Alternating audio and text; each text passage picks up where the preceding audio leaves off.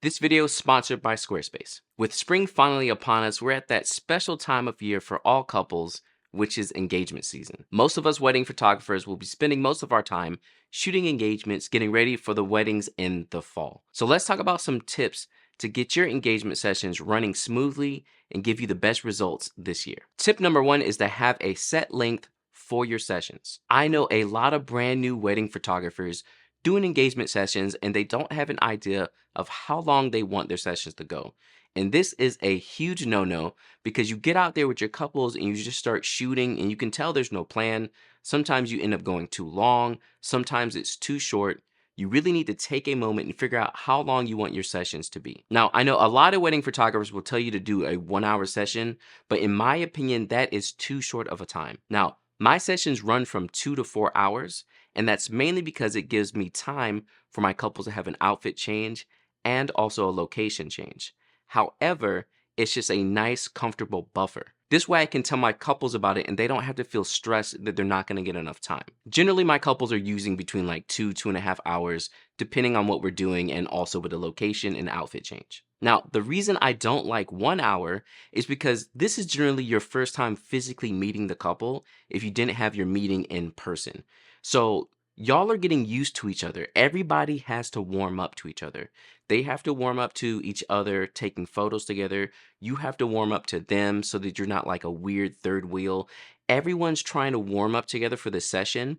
And 1 hour is usually where everyone starts feeling comfortable. One of the bigger stereotypes is you get that groom who just doesn't want to take photos. But I found that once you go into 1 hour, and if you have a good rapport with them, they start loosening up, and half the time they're the ones who want to take most of the pictures. They'll start coming up with ideas for you and stuff. So really, 1 hour is not enough time.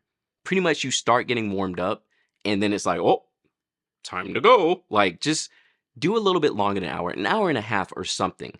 And let me know in the comments below what you think. But really, I think anything shorter than an hour is just not enough time for your engagement sessions. So make sure you have a set time that you know you're going to do, that you're communicating to your couples as well, so that everyone knows how much time you have, no one feels rushed, and you're not just out there randomly shooting. Tip number two is to plan your locations with your couples. Now, as I was saying, I like to do 2 locations with my couples, so I talk with them about this when we have our first meeting. Now, generally the best thing to do for your locations is to involve places they like, as well as something nice like a garden. It's very easy to want to just be like, oh yeah, let's go to this great park and it'll be whatever. But what I really love doing is getting sessions in their home or sessions at locations where they first met or some kind of hobby that they like to do together. For in-home sessions, let your couple know to pick something that they like to do together, like make drinks, make pizza, make bread, play any kind of board game, something of that sort, and have them do that. While they're hanging out and doing that, you'll be taking photos with them. This is a great way to break the ice of the session and just have them be comfortable in their own space while you're getting these photos. And if you haven't done an in-home session, I highly recommend trying it out. They're actually really awesome and fun to do. Aside from in-home sessions too, you can go to a coffee shop that they met at or they like to hang out at, or like an arcade or something of that sort. Find locations that are a little bit out of the norm. Don't just do the normal, like, oh yeah, let's go to the rose garden that we have in town. You can do that too, and I'll usually place that with my other location, but do something fun. So like this engagement session is a great example because I started in home with them. We took some photos, hung out, and then we went to the art museum that has a really nice park and took photos over there. Shout out Raleigh, North Carolina. Everyone knows this location because we don't have enough locations. But that's how you'll want to plan your locations out. And this is also why I do 2 locations, because it's nice to be able to be like, hey, let's dress up when we go to the park and dress down when you're at home. Or, hey, let's go to the arcade and hang out and have a drink. And then afterwards, we'll go dress up and hang out in the park. Something of that sort. So talk with your couples about these locations. Have a couple of locations on hand that you like to shoot at, and then also be open to any ideas they have for locations that are important to them. This makes the engagement session much more special. Also, while you're picking these locations too, talk to them about what their idea for their save the date is. Because I had a couple who was getting married in Miami. So what I did on our session is we found some banana trees to give it kind of like a tropical feel to fit Miami. and that was going to be their save the date photo. So really get involved with your couples in their locations. Don't just pick a place because it's like, yeah, everybody likes rose gardens, whatever. Get involved in the locations. Tip number 3 is to create a what to engagement session tip page on your website. Now, this is probably the biggest tip I could give you, and I absolutely love doing it with my couples. So in the past, I've had couples shown up to my sessions with one person wearing polka dots and the other one's wearing stripes, and it's just the absolute worst. Also, too, a lot of couples will be like, what do I wear? What do I do? What do I? So you make this page on your website, and what you're gonna have is photo examples and also text explaining like, hey, you don't have to totally match and both have white shirts and black pants. You can wear whatever you want to, just have contrasting colors. Or, hey, if someone's wearing something super patterned, someone else needs to wear something plain.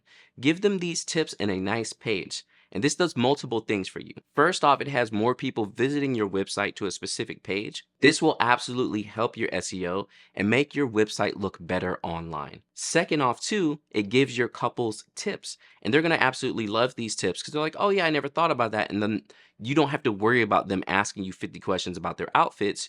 You have already given them some information that they can use for that. I'll leave a link in the description below for my engagement tips page so you can see how it's laid out. Please don't copy it word for word, but if you want to copy how some of it's laid out and then add your own twist to it, go ahead. Also, to make an engagement session page like this, the easiest way to do it is with this video sponsor, Squarespace. Now, clearly, if you looked at my engagement tips page, you will see that it is on Squarespace. I have my website on Squarespace, and I absolutely recommend it to any business owner, especially photographers. Squarespace is an online platform that will help you build your website quickly and easily with great templates so that you don't have to have any design chops at all. Choose one of their templates, plug in your photos, add some text, and you have an absolutely beautiful website. And for a wedding photographer, this is a huge must. You're not gonna look legit and be able to book more couples if you do not have a beautiful website. And on top of that, their customer service is always there to help out, and they've always been very fast about getting back to me, so I've never had any huge issues. Squarespace is definitely worth it for any business owner. If you're just starting out, it will grow with you. They have lots of pricing plans, and you can save yourself 10% off of your first website or domain with the link in the description below. So after you've signed up for your Squarespace site, make sure to go ahead and make an engagement tips page for your couples. And then if you get into automation, you can have that be in your automations inside of something like Honeybook or whatever CRM you're using, so that automatically an email will go out with this page for the tips before your engagement session. Couples are gonna love it, and this is how you have a better client experience. Tip number 4 is to have fun with your couples. Don't go to the engagement session dreading the session, being super nervous. And I know this can be hard for anyone who's introverted. I will tell you personally, I'm an extroverted introvert.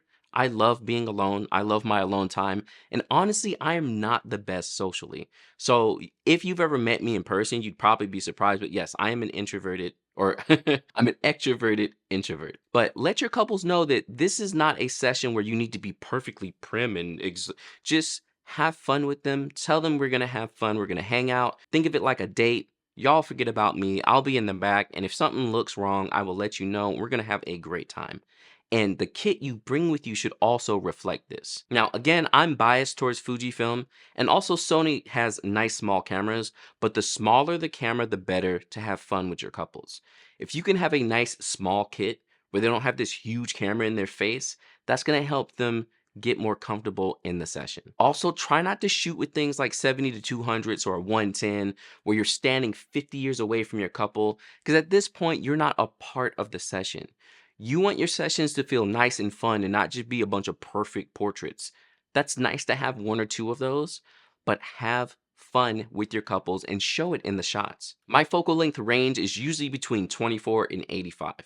24, 35, 50, 85. This way I can be nice and close with my couple and be a part of their love story while I'm taking the photos, rather than just standing in the back and yelling at them what to do and they're like uncomfortable because they don't know if they're posing correctly. Like, again, make it a fun session.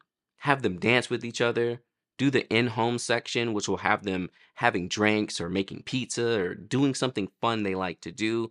And also shoot with like a 35. So you're like fairly close to them, and it's not just like, okay, I'm gonna go hide away while I take photos like a creeper, like no one's gonna like that. So tell your couples first off about having fun. Everything is a mental game, and if you can put them in the right headspace before the session, you will get great photos. And then after that, follow it up with a kit that's nice and small. They don't feel like they have cameras in their faces the whole time, and you're still close to them while you're having the session. And tip number 5 is to hybrid shoot. This is something not a lot of photographers do, and you can upsell your engagement sessions and charge even more for them if you're doing something like hybrid shooting. If you're not familiar with hybrid shooting, that's where you take video at your engagement session as well as photo. This is easy to do with most cameras, but again, I'm biased to Fujifilm.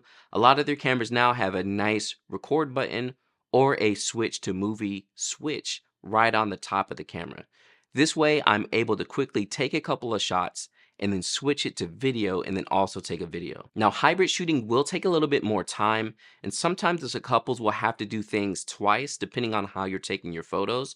But a lot of times, if you have them doing the activity together, you could pretty much just have them do it, take a couple shots, have them keep doing it, take some video. Now, the biggest tip I will tell you is that shoot everything in 60 frames a second.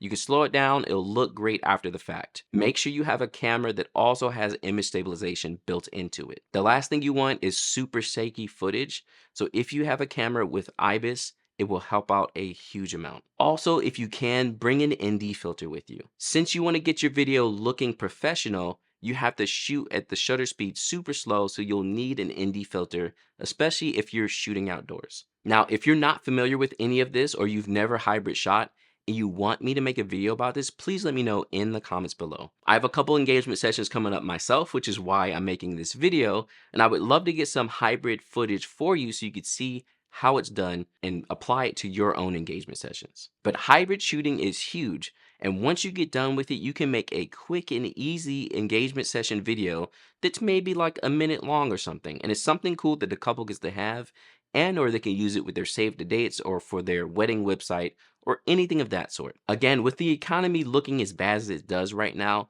giving more value to your couples rather than changing your prices goes a long way, and it will help you be booked more.